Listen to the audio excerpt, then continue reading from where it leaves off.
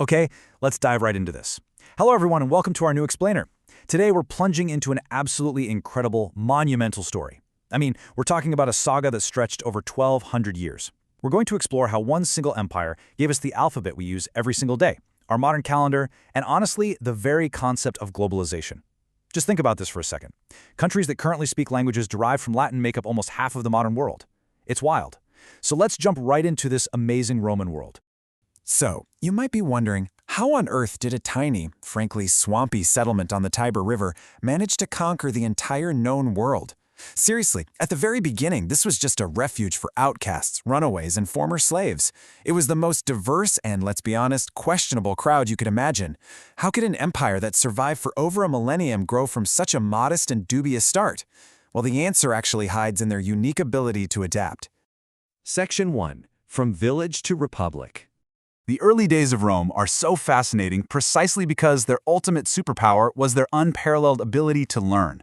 Their legendary founders weren't shy about adopting the experiences of their neighbors at all. For instance, they looked at the mysterious Etruscans to the north and literally borrowed everything. We're talking the alphabet, the engineering for their aqueducts, and even their initial military organization. That willingness to learn is exactly what allowed them to evolve from a tiny asylum for exiles into the absolute greatest metropolis of antiquity.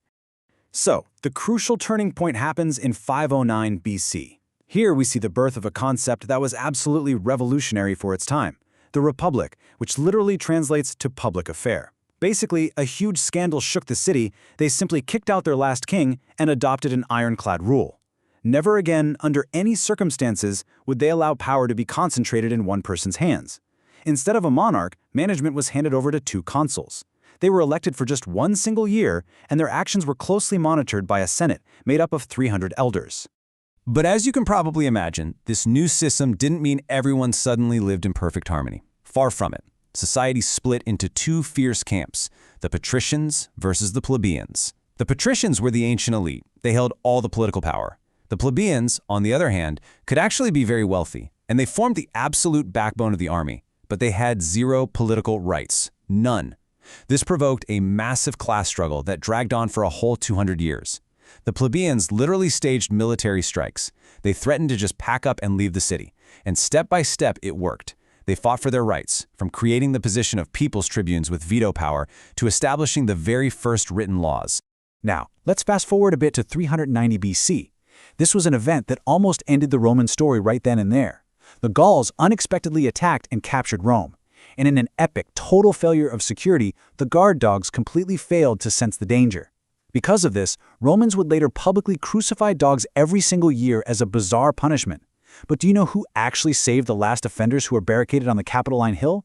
Ordinary geese. Yep, geese raised a terrible alarm. This massive shock forced the Romans to completely rethink their entire army, making their famous legion significantly more mobile. Section 2. Expansion and the Republic's fall. After recovering from the Gallic attack and totally updating their military, Rome began to grow explosively. Their real trump card here was turning yesterday's enemies into loyal allies, which guaranteed them an endless stream of new soldiers. Naturally, this unstoppable expansion inevitably led to a massive clash with the other giant of the Mediterranean, Carthage. The famous words of Senator Cato the Elder, "Carthage must be destroyed," really speak for themselves. After over a century of exhausting, brutal Punic wars, Carthage was literally wiped off the map. Its people were sold into slavery, and according to legend, the earth was sown with salt. Parallel to all this, Rome conquered Greece, and something incredible happened. The victors themselves fell under the spell of the vanquished.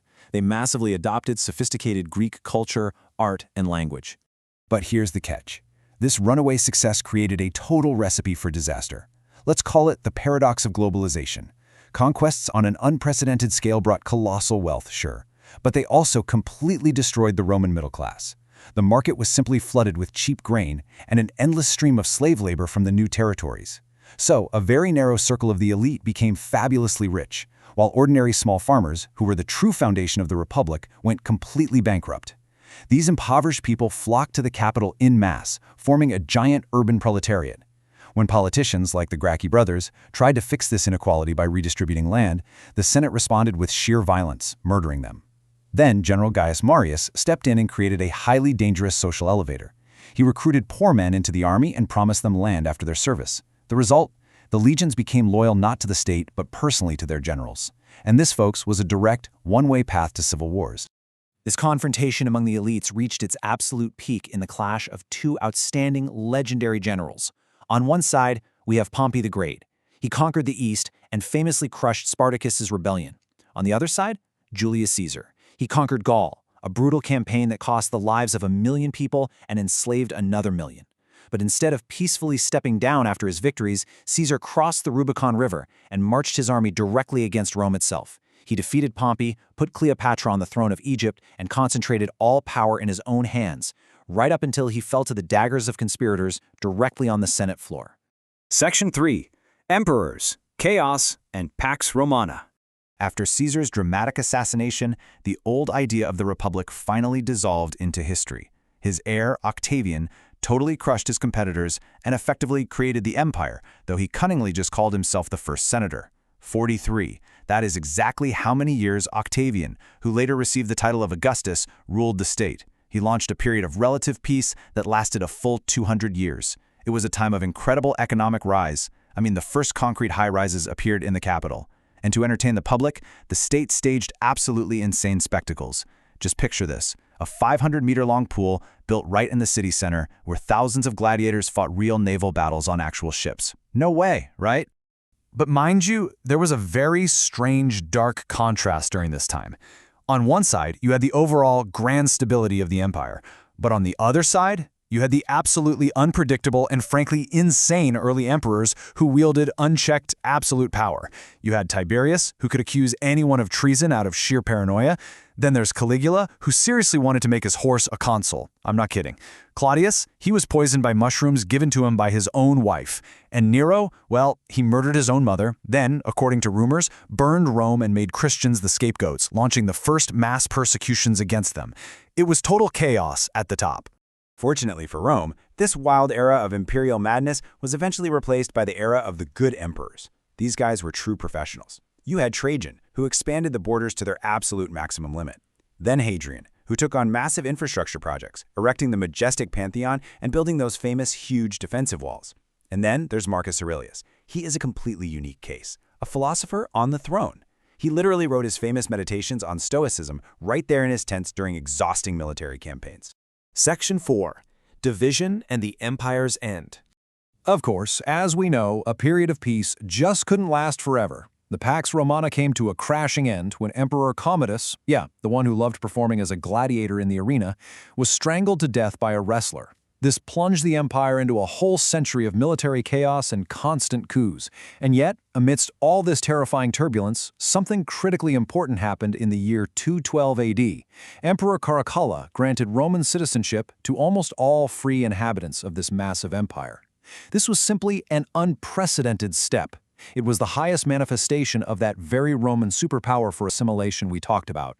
From then on, you could be a full-fledged Roman even while living in the most remote, faraway province. But from there on out, events unfolded like a rapidly spinning kaleidoscope. Emperor Diocletian, frantically trying to save the situation, divided the empire's administration into 4 parts, and then he just retired to grow cabbages. After him came Constantine, who legalized Christianity. According to legend, right before a decisive battle, he saw a cross in the sky with the inscription, "By this sign, you will conquer."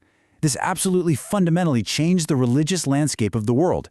Christians came out from the underground, and Constantine moved the capital far to the east to a brand new city that would be named after him, Constantinople. Eventually, the tension just became unbearable, and in 395 AD, the empire formally split in half. And finally, in 476 AD, the western part of the empire simply could not withstand the immense, crushing pressure of new waves of migrants, and it completely collapsed. Section 5. The secret to Rome's success. So, the Western Roman Empire fell, leaving us with its magnificent ruins. But there must have been a core key to such an incredibly long-lasting success, right? To answer that, let's look at an interesting little mausoleum located right near the Colosseum in Rome. It belonged to a man named Marcus Virgilius Ursus, and his biography, it's simply astounding. He was actually born a slave in a family of Greek migrants. But he gained his freedom, started baking bread, managed to secure a gigantic government contract to supply bread for the entire capital, and became so immensely wealthy that he built this massive monument for his family that we still admire today. So the absolutely crucial point here is that this baker's life was the perfect example of a working social elevator. You see, in the ancient world, say in ancient Egypt, or even much later during the Middle Ages, a very strict rule applied. Whoever you were born as, that is exactly who you died as. Breaking out of your class was almost completely impossible. But the Roman model, it completely shattered that stereotype. Their real secret weapon was not the sword, and it wasn't the famous legion. It was this truly revolutionary idea of assimilation. They actually knew how to integrate conquered peoples, migrants, and even former slaves, giving them a genuine, real chance to develop, rise up, and succeed in society. Which leads us to the final and perhaps the most important question of our explainer today. When you look back at this sweeping 1,200-year history, maybe Rome's true legacy isn't its grand amphitheaters, its invention of concrete, or its perfectly straight roads. Maybe, just maybe, their absolute greatest contribution to human development is this revolutionary idea that anyone, regardless of their background or their past, could become a full-fledged citizen in a wider world. That's really something worth thinking about the next time you marvel at the greatness of the Roman Empire. Thank you so much for joining me on this journey, and keep learning.